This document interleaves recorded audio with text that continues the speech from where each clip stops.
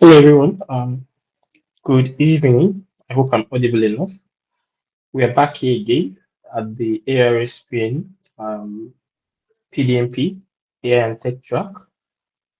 It's been a series of hands-on learning on this track. Today we have the honor to have our trainer for tonight, Mr. Ganiyu Kuku Popos, who is a data professional and passionate about helping individuals and organizations unlock the value of data. He enjoys simplifying complex concepts and making data analytics accessible through practical, hands-on learning and real-world applications. His work focuses on designing data-driven solutions that support better decision, improve process, and solve real business and healthcare challenges. With strong interest in analytics, data engineering, and artificial intelligence, Mr. Gani Kuku is committed to equipping professionals with the knowledge and confidence to apply data effectively in their respective field. As an instructor, Mr. Ganiyu believes in learning and believes that it should be interactive, practical, and relevant, enabling participants to gain skills that they can immediately apply in their career and research. Ladies and gentlemen, stand ovations for Mr. Ganiyu. Mr. Ganiyu, you have the floor. Okay. Good evening, everyone. I hope you all can hear me. My name is Gani Kuku. I'm a data professional, just as I said. So today we'll be going into SQL, and I believe majority of you have downloaded the software that we're going to be using for the section today. So I'll start with sharing my screen. Hope everyone can hear me. Yes, we can. Okay. I can hear you. Okay. Thank you. So let me share my screen.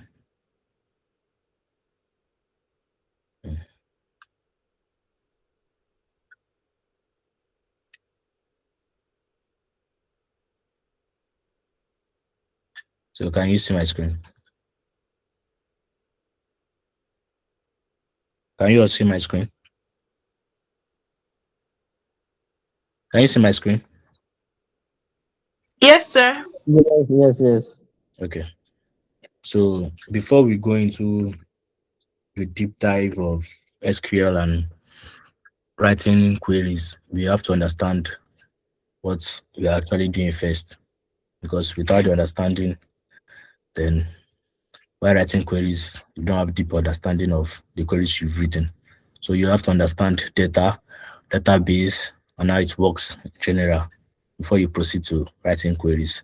So I believe majority of everyone here is they are healthcare, they're in the health industry or they are health inclined. So this section or the section we're going to be having is going to be dealing with health data.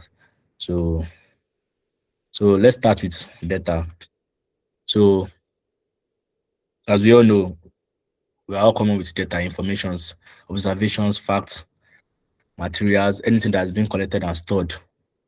That is data. Me as a human being, I'm a data. You're data too. So sorry. So data refers to raw facts, observation, or measurements collected about people, events, or objects. So in healthcare, data is generated every second. So if you're working in a healthcare professional in a well organized company, that you have patient data whereby they store patient information from different how will I put it, from different sectors, from their address, their demographic, their clinical records, and all other sectors. This information has been stored in what database. So, for example, now let's take look at this picture here, the healthcare example. So we have a patient ID. This is the data, the name, the gender, the blood pressure being stored. This is an healthcare example of a data. So the values we can see here are all data, and we use all these values to do what? To analyze informations. To analyze informations. So Now, from the creation of data comes database. Now we have all this data, we have to store them. We can't just keep writing in papers or using Excel. Excel is a spreadsheet, it's not a database. So when we have all this data, where do we put them? We put them in a database. Now for database, we have several databases. We have several ones. But for this particular training, we'll be focusing on the Postgre, which is the relational database management system. We have other ones like MySQL, we have Oracle, we have Microsoft SQL Server, several ones like that. But we are going to be focusing on Postgre, though they all have similar syntax, just slight differences. So once you are good in one, you are good to go in others. So what is a database? A database is an organized collection of related data stored electronically. So it can be accessed, managed, updated, and analyzed. So instead of keeping a record in Excel file, you store them in a centralized database, which are the examples I've mentioned before, like the MySQL, Oracle, Postgre, and so on. So we keep this data in the database. Now, all the examples I've mentioned are called relational database management system. So we call them DBMS. So it allows us to create, to store, to retrieve, and to run queries on data. So once you store your data in a database, the systems allow you to do the creation, the storing, the retrieval, and the running of queries in your database. So now, for our software that we're going to be using, it's just an interface. So I believe majority of us has downloaded the software, right?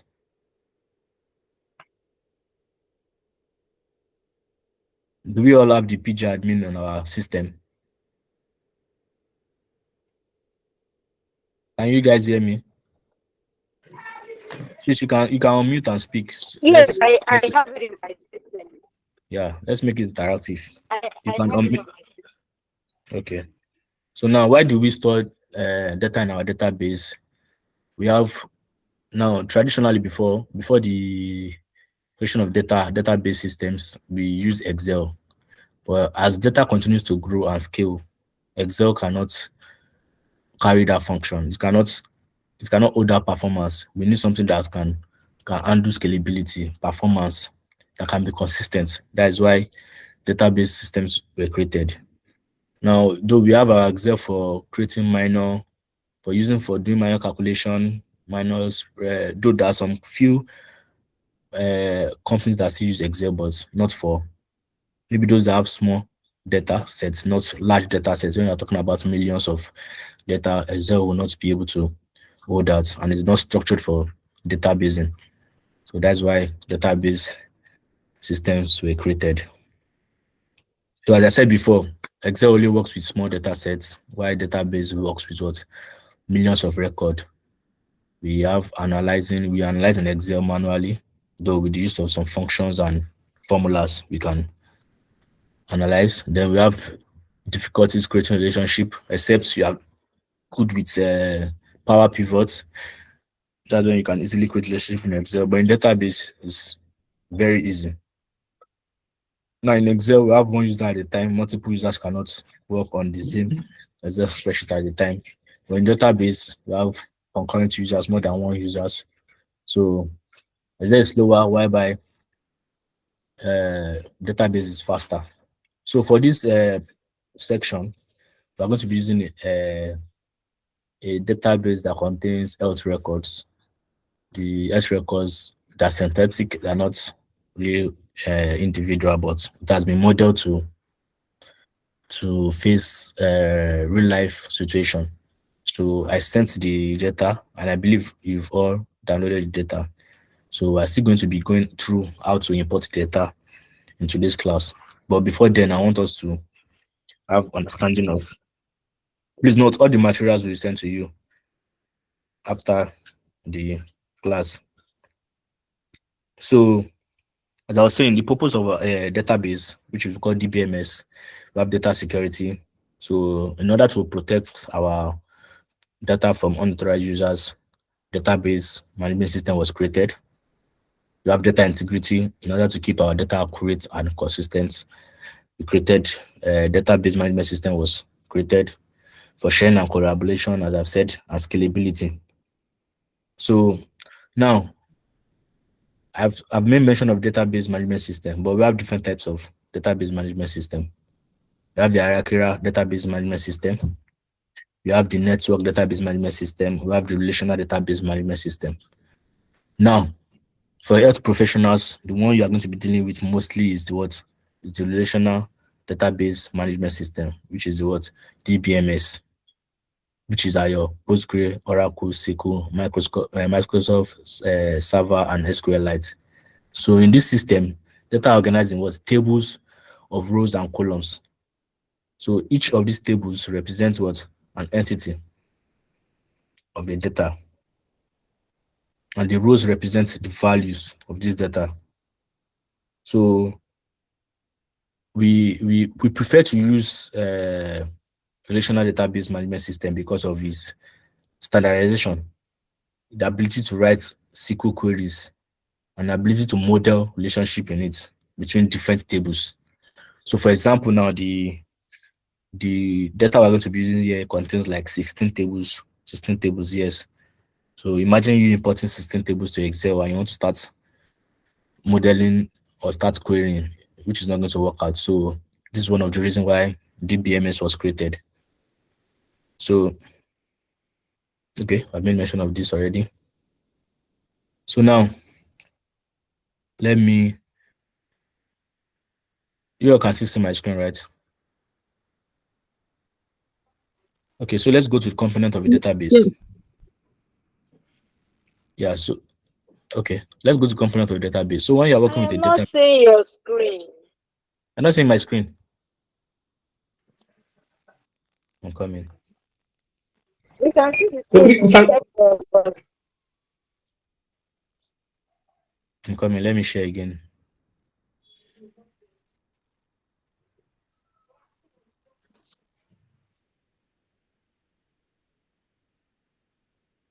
Can you see my screen now? I can see it. Okay. So now, for every software that you want to use, whatever organization you find yourself, they have their software that they use, whether it is Postgre, whether it is MySQL, whether it is Microsoft SQL Server, but everything still follows the same structures.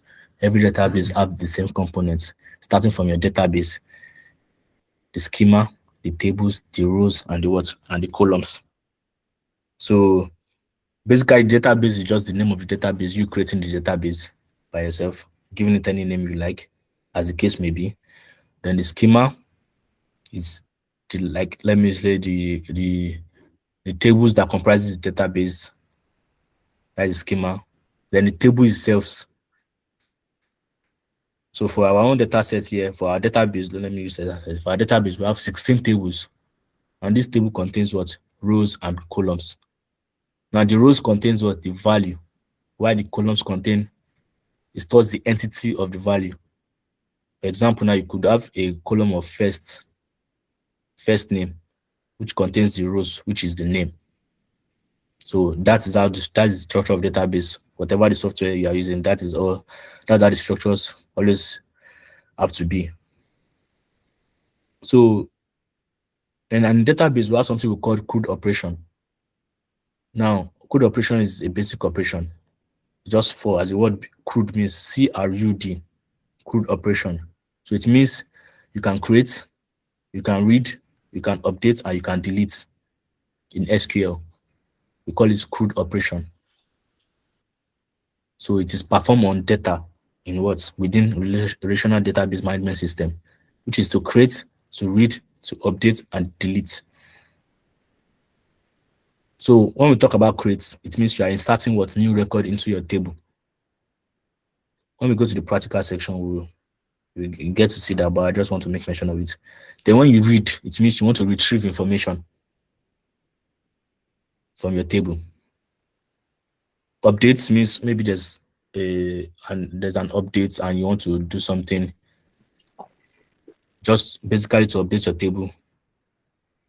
Then to delete when you want to permanently remove information from your table, which is Sorry, every Mr. Gani. yeah. I think the lady is mentioned that they can't see your screen. Probably your explanation, they are not seeing it pictorially. I'm not talking directly from the slide. The slide is just a summary. I'm not reading what is in the slide. Okay. So I would the slide is just a summary, not my speech. Do you guys understand me now? Don't worry, I will send a slide for everything I've said for after the class. But this is just a summary, not I don't have all those speech I'm saying there inside the slide. So this is just a guide. A detailed note will be sent later. So we have Postgre. I believe everybody have downloaded the software. So let me see. Let me open my own software. Come in, give me a few minutes. Mm.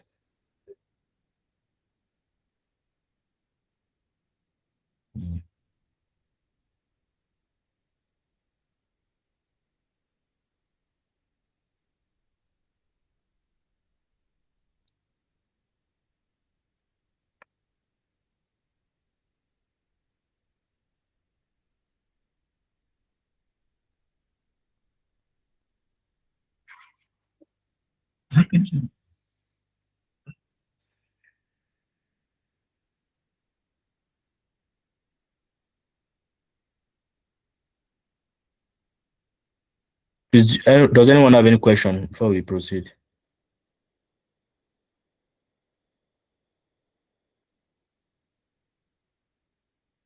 Any question? So Postgres RDBMS software is open source, is enterprise database, support SQL, is highly secured, and is used worldwide in several industries. So Postgres is software whereby the interface you use is what we call the PG admin. This is what is loading now. This is where we run all our queries, the PG admin.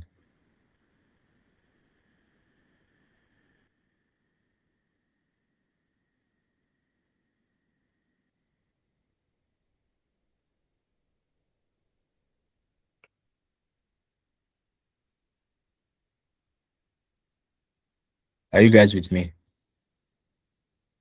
Let's wait, it's loading. So why do we use Postgre? Because it's open source, it's reliable, it's ACID compliance. Now, another properties of ACID is what do we mean by ACID? It means atomicity, consistency, isolation, and what durability. So that's what ACID means.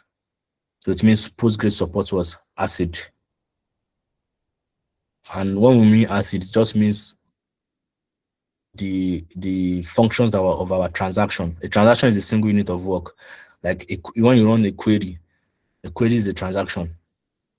So when you perform 1-2 operations on your PG admin, that is a transaction. So this transaction supports atomicity, supports isolation, it supports consistency, and supports durability. That's what they mean by Postgres word ACID compliance.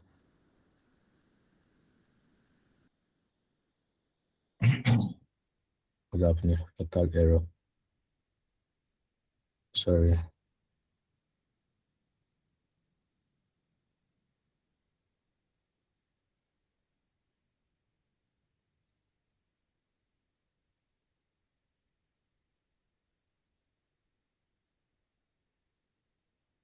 So can you guys still see my screen? Yes. I'm sorry, I can see your screen now. the software is not coming now. I don't know why it's crashing now. It's what I've used to create the database already. I don't know why it's crashing now. So why do you learn SQL? So as a health professional, you have to know how to query your database to get information for your hospital. So you work as a health analyst, as a data analyst in an hospital or an organization that has to do with health, you just have to know querying language. Very important because you have a wide range of database in your organization, and you have to be able to join information from one point to another to give them the answer to the questions they ask you. So different question might be asked, different situation might occur, but your ability to query the database is what is important. Okay, so this has finally opened.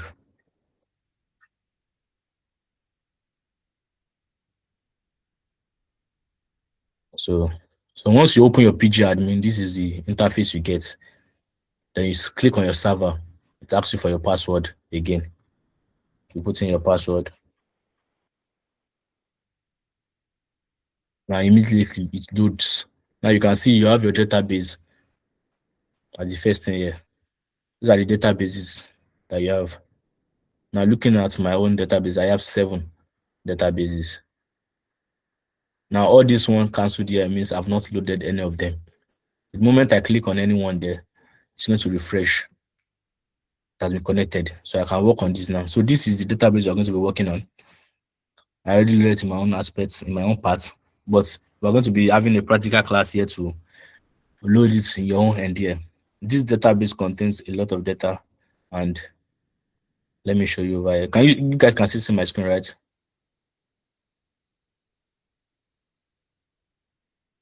You guys can see my screen?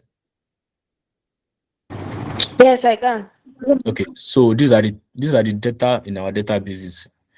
We have the data set containing allergies, we have care plans, we have conditions, we have devices, we have encounters, we have image studies, we have immunization, medication, observation, organization, patients, payers, transaction, payers, procedures, providers, and supplies. This data set makes up our database, which has been created here. So we come to see your tables, you come to your schemas. Come to your schemas, you click on your schemas, it's refresh, then you go to scroll down, you get to see your tables in your your database. These are the tables. There's 16 tables. So you can see you have all this has been loaded. Now, to create your database, I'm going to show you how to create your database. You just right click on your database here and you click on create database and you give it a name. Now, I already created this database, so I won't be creating it again. So I'll just create something else. So let me say, let's create lesson. This is the easiest way to create your database. So you save.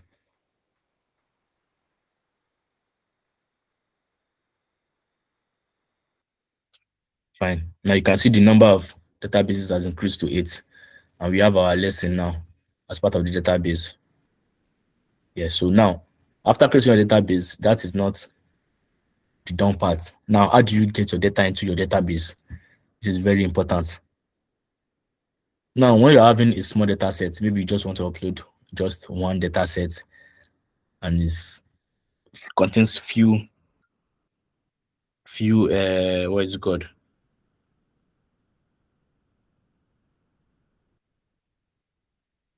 Contains few rows. So you could easily do the insert into and you type all those shit. But now you have 16 files. How do you upload this at once?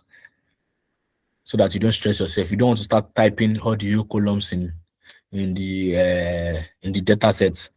Start typing it out. Start typing the data types before you could be able to upload your data sets, which is going to be very, very stressful. So let me see.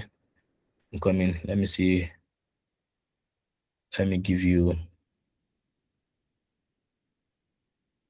Okay. So I need to see. Okay, let's do it like this. Let me open a query tool here. So you open your query tool, right click. Maybe I do it right for you guys. So this when you right click, you see your query tool. Now your query tool here is where you once the query tool open, you'll be able to write your SQL query. Please, any question before I proceed?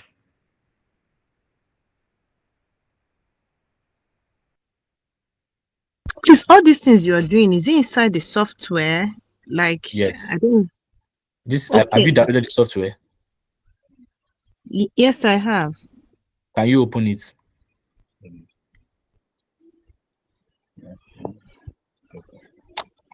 Mine, I don't even know. My interface is still like PG admin, get started, quick link, PG admin, website, planet, You're not, something. you're not seeing this interface.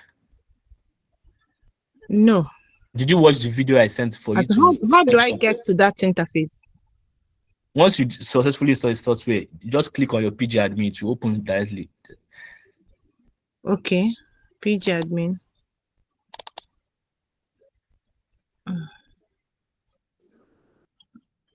Is any other person having issue with the interface, getting to the PG admin interface? The PG admin is the one I'm seeing on my screen uh, is not like getting me anywhere. But I'm still having get started. Am I supposed to have passed Can that you level? can you share your screen? Share your screen. Uh-oh. Okay, I have to. I'm using two different devices for this. Let me try to, get this on my system. I'm Okay, using my so phone, but okay, let me just try and get through the system, then I can share. is anyone having issue with the software? Because it's very important that the software is running fine on your system when we start querying.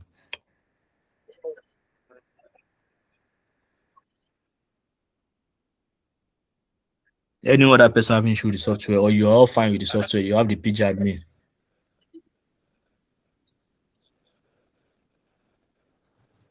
My own is not loading It's not loading. Did you follow the instruction from the video? to the best of my ability. Yes. Then you should load now. Maybe there's something you have missed. Okay.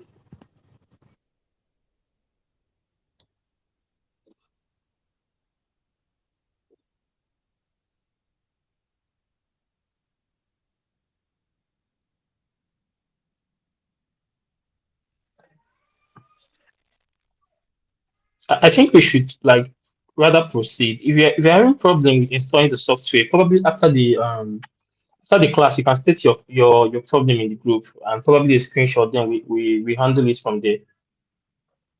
Because of time, and I'm also seeing the cleaners are back. I think his laptop is also running low.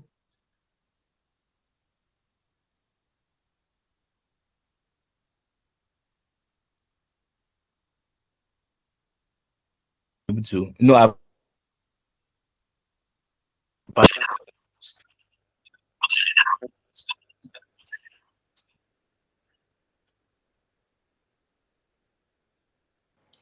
So I can have you a hear me? question. So can you please have a question? Okay, go ahead. Go ahead.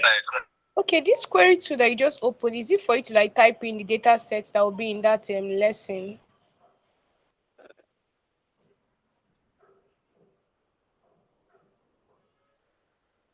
Can you hear me?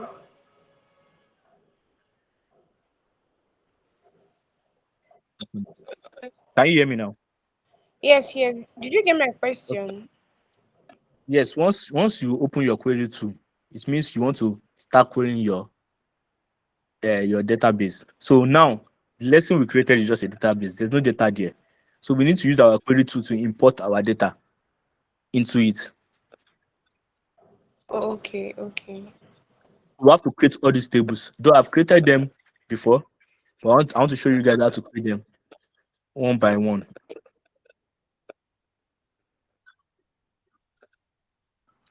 All right, thank you. So now, but I don't know, many of you are having issues with the software, and let's see. Okay, even me, my system battery is about to run down here now. There's no electricity. Let's see. Can we? Okay, let me talk to you. Let's give you a few minutes.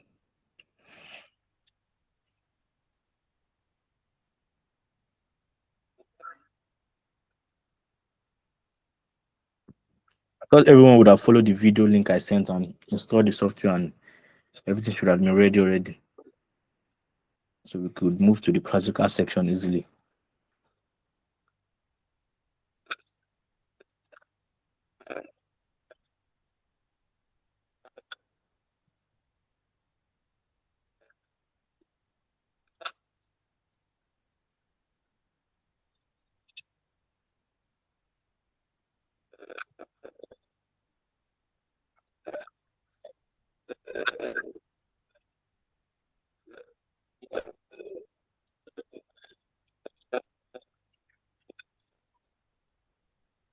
Any other person having issue with the software?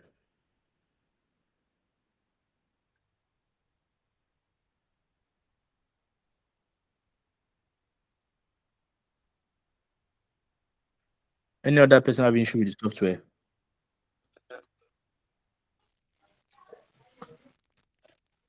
We can actually proceed. We tackle the software issue later. Okay, so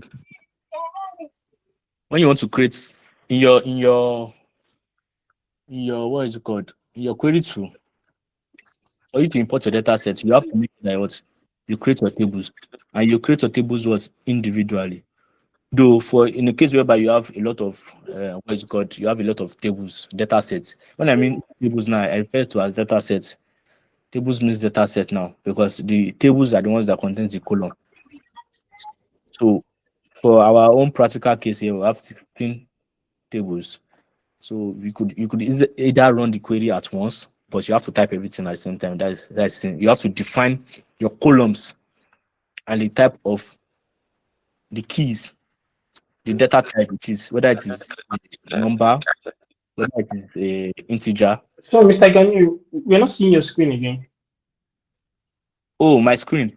I switched my device because that other device went off. So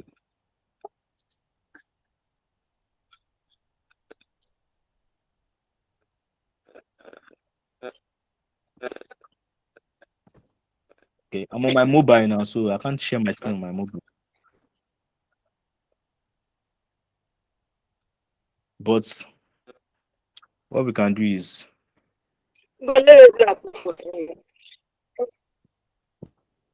yeah, what did you say?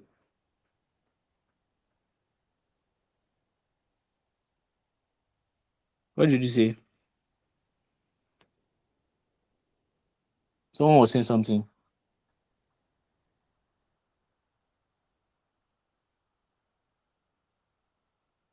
Hello.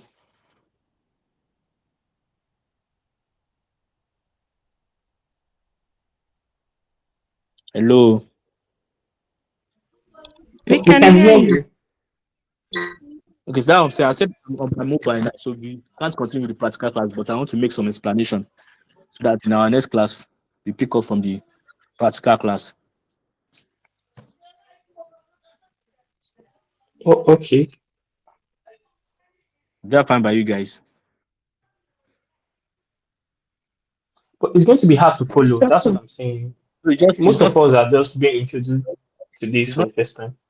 yeah, don't worry, we're going to take just like how would I call it? A preamble to the practical class. I'm not going to go practical, just explanation, just explaining how everything's work. It's not I'm not going to go into the practical class. Why not showing you guys? So just for you to know. So in the next class, it's easier for you when I'm doing anything.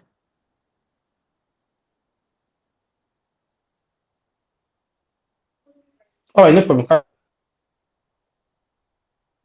So we have our, as I said before, when you create your database, you have to import your data sets, which we call tables. So your tables, when you are importing your tables, you have to define your data structure, the data type. So normally we have a string, we have a numeric, but in Postgre or relational database management system, we use what we call varchar and we use what we call numeric. So varchar means variable character. This means it contains both numbers and letters. So for example, now in a data set whereby you have name, you know that is what varchar. we put it as virtual just in case there's a digit in the name. But most cases, there's not going to be digits. We just use virtual. So in the case whereby we have email address, some people use numbers in their email address. So we use virtual there. That's the data type. But when you have just numbers all through, we use what? Numeric.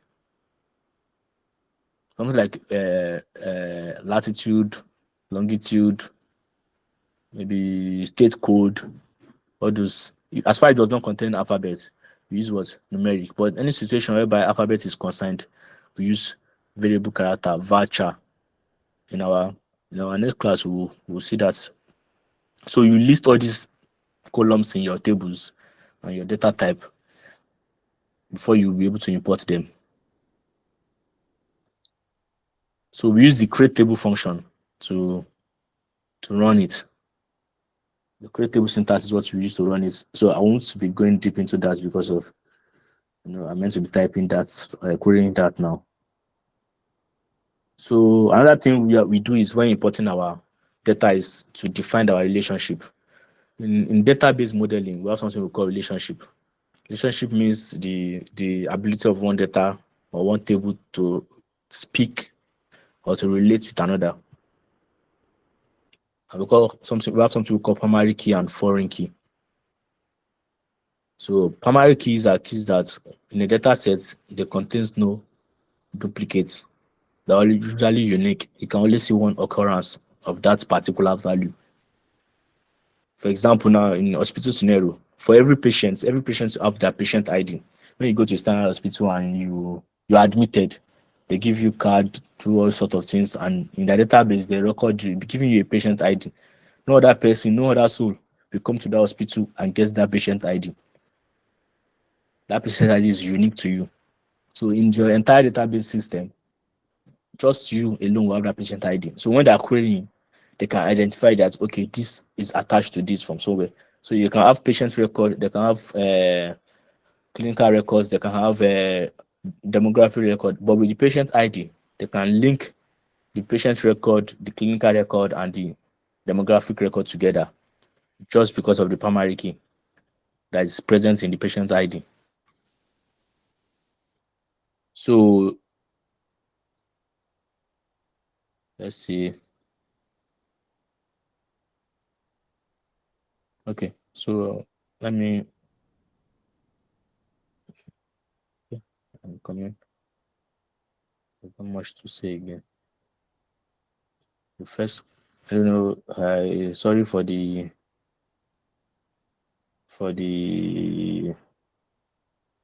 disruption.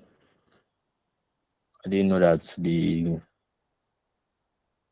those in charge of our system light will misbehave like this today.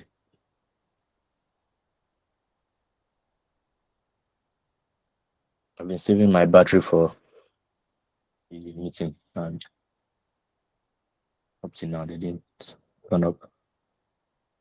So before I continue, any question?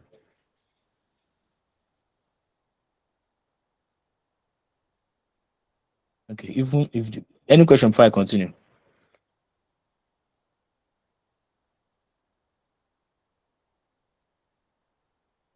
Any question from anyone before I continue? Around very cool.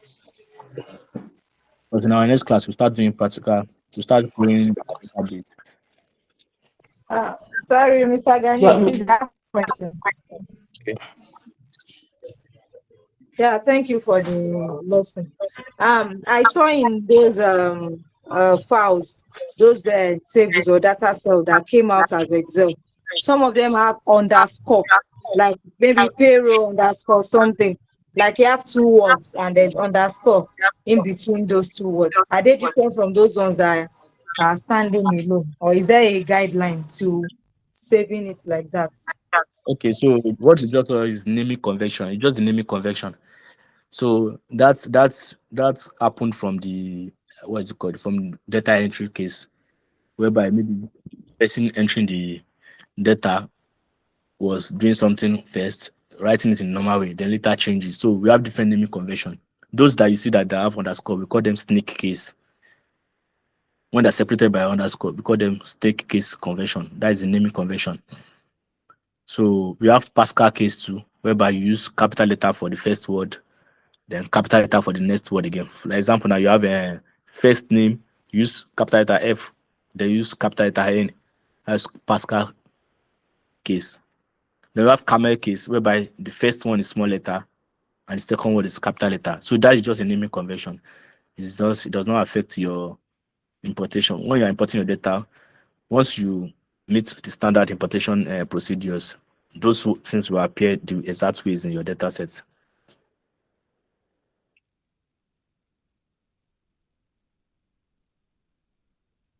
Is there any other question? Thank you so much. Any other question? Okay, please, my question is, the data that was sent to us, are we supposed to, like the way you were showing it the earlier time, are we supposed to kind of save it into the software against the next class or something? So from our next class, we start the practical. We will import data by ourselves from our next class. Don't worry about that. We import data. I know you guys won't be able to import it, so we'll do the practical scenario whereby you import all the data. So I'll show you how to import one, two, then maybe you can try one on your end by yourself, or we import everything together. But in our next class, we start from importation and start querying our data sets, start looking at SQL syntax in particular.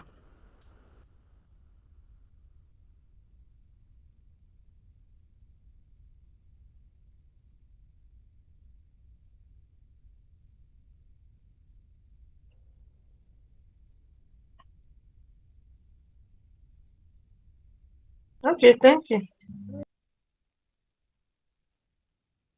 Any other question?